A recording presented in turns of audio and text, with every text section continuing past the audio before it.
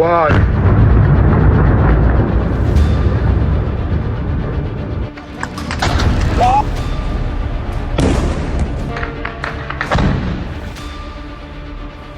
মার্কিন সাম্রাজ্যবাদের কফিনে শেষ পেরেক ঢুকতে যাচ্ছে ইরান।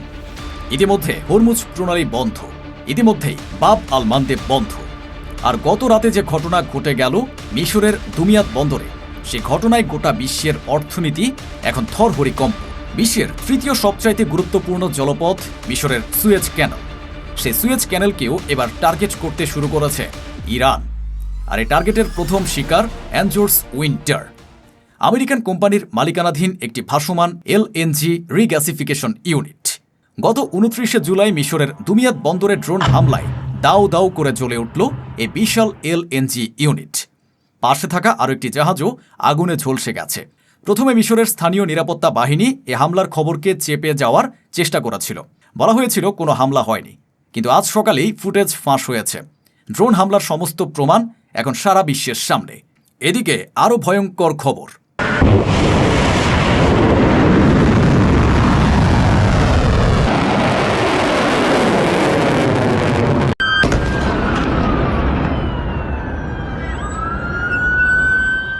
জর্ডানের সেই কুখ্যাত মুয়াফফাক সালতি এয়ারবেসে ইরানের আইআরজিসি অ্যারোস্পেস ফোর্স যে হামলা চালিয়েছে, সে হামলায় ধ্বংস হয়েছে আমেরিকার 3টি অত্যাধুনিক F-35A ফাইটার জেট।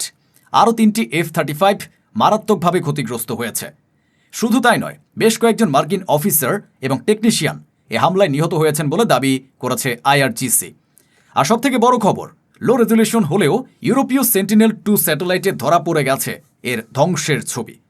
2026 সালের 25 জুলাইয়ের ছবি এবং 30 জুলাইয়ের ছবি পাশাপাশি রাখলেই স্পষ্ট বোঝা যাচ্ছে এই এয়ারবেসের বেশ কিছু কাঠামো পুরোপুরি গায়েব হয়ে গেছে। ডোনাল্ড ট্রাম্প যতই মুখ লুকান, যতই পেন্টাগন সত্য চেপে রাখুক, স্যাটেলাইট মিথ্যা কথা বলে না।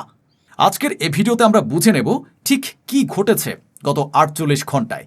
কেন ইরান হঠাৎ করেই মিশরে হামলা শুরু করল, কেন সুয়েজ ক্যানাল এখন ইরানের হিট লিস্টে, আর এই 3 জলপথ হরমুজ, বাব আল মান্দেব এবং সুয়েজ যদি একসাথে বন্ধ হয়ে যায়, তাহলে গোটা বিশ্বের অর্থনীতিতে ঠিক কি ভয়াবহ ঝড় বইতে যাচ্ছে।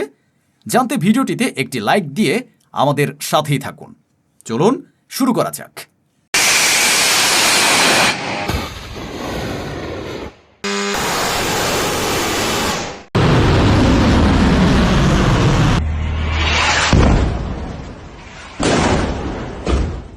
প্রথমে আসি মুয়াফফাক সালতি এয়ারবেস প্রসঙ্গে। এই এয়ারবেস এতদিন ধরে মধ্যপ্রাচ্যে ইরানের বিরুদ্ধে যত ষড়যন্ত্র হয়েছে তার প্রধান কেন্দ্রবিন্দু ছিল। জর্ডানের মাটিতে বসে আমেরিকা এই ঘাঁটি থেকে ইরানের উপর একের পর এক আক্রমণ চালিয়ে এসেছে। আইআরজিসি অ্যারোস্পেস ফোর্স জানিয়েছে তারা এবার বদলা নেওয়ার জন্য একসঙ্গে ব্যবহার করেছে 4 ধরনের অস্ত্র: Ghadr F missile, Khaibar Shekan missile, Haj Qasem medium range ballistic missile এবং সেই সঙ্গে শাহেদ 136 লয়টারিং মিউনিশন। অর্থাৎ একদিকে ব্যালিস্টিক মিসাইল আকাশ থেকে আছড়ে পড়ছে, অন্যদিকে ঘুরে ঘুরে টার্গেট খুঁজছে শাহেদ ড্রোন। এই দ্বৈত আক্রমণের সামনে আমেরিকার পেট্রিয়ট আকাশ প্রতিরক্ষা ব্যবস্থা সম্পূর্ণ ব্যর্থ। যে F-35 নিয়ে আমেরিকা এতদিন গর্ব করে এসেছে, স্টেলথ টেকনোলজি বলে যাকে অপরাজেয় বলা হতো, সেই F-35 গতকাল মাটিতে বসে থেকেই ছাই হয়ে গেল ইরানের হাতে। শুধু এখানেই শেষ নয়, এই একই অপারেশন নাসর 2 এর অংশ হিসেবে ইরান দ্বিতীয় হামলা চালিয়েছে কুয়েতের আলী আল সালেম এয়ারবেসে। সেখানে ধ্বংস হয়েছে ড্রোন হ্যাঙ্গার, একটি বিশাল ফুয়েল ট্যাঙ্ক এবং বেশ কয়েকটি সামরিক হেলিকপ্টার। ইরান এ আক্রমণ চালিয়েছে ঠিক তারই বদলা হিসেবে যখন আমেরিকা কেশম আইল্যান্ডে ইরানের উপর বিমান হামলা চালিয়েছিল। চোখের বদলে চোখ, দাঁতের বদলে দাঁত, এই নীতিতে অটল ইরান। কিন্তু এই সমস্ত খবরকে ছাপিয়ে গেছে একটি ঘটনা, মিশরের দুমিয়াত বন্দরের অ্যানজোর্স উইন্টার হামলা। এই ঘটনা কেন এত গুরুত্বপূর্ণ, চলুন বুঝে নেই। বেশ কয়েকদিন ধরেই ইয়েমেনের হুতি গোষ্ঠী বাব আল মান্দেব প্রণালী সম্পূর্ণরূপে বন্ধ করে রেখেছে। ফলে সৌদি আরব তার তেল এবং এলএনজি রপ্তানি করতে পারছে না লোহিত সাগর দিয়ে। এই অবস্থায় সৌদি আরব বিকল্প রাস্তা খুঁজতে শুরু করেছিল।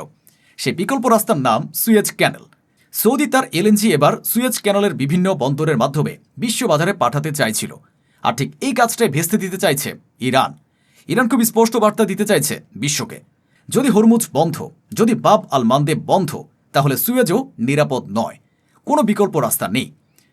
অ্যানাজোর্স উইন্টার একটি সাধারণ জাহাজ নয়, এটি একটি ফ্লোটিং এলএনজি রিগ্যাসিফিকেশন ইউনিট, অর্থাৎ তরল এলএনজিকে গ্যাসে রূপান্তর করে সরবরাহ করা হয় এই ইউনিট থেকে। আর এই ইউনিটের মালিক এবং অপারেটর একটি আমেরিকান কোম্পানি।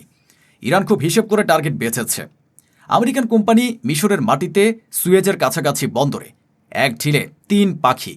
1. আমেরিকাকে বার্তা দেওয়া, তোমার কর্পোরেট স্বার্থ কোথাও নিরাপদ নয়। 2. মিশরকে বার্তা দেওয়া, সৌদির বিকল্প রুটে তুমি সাহায্য করলে তোমার বন্দরও টার্গেট হবে। এবং 3. গোটা বিশ্বকে বার্তা দেওয়া, বিশ্ব বাণিজ্যের 35 থেকে 40% শক্তি প্রবাহ এখন ইরানের হাতের মুঠোয়। চলুন এবার সংখ্যায় বুঝে নেই।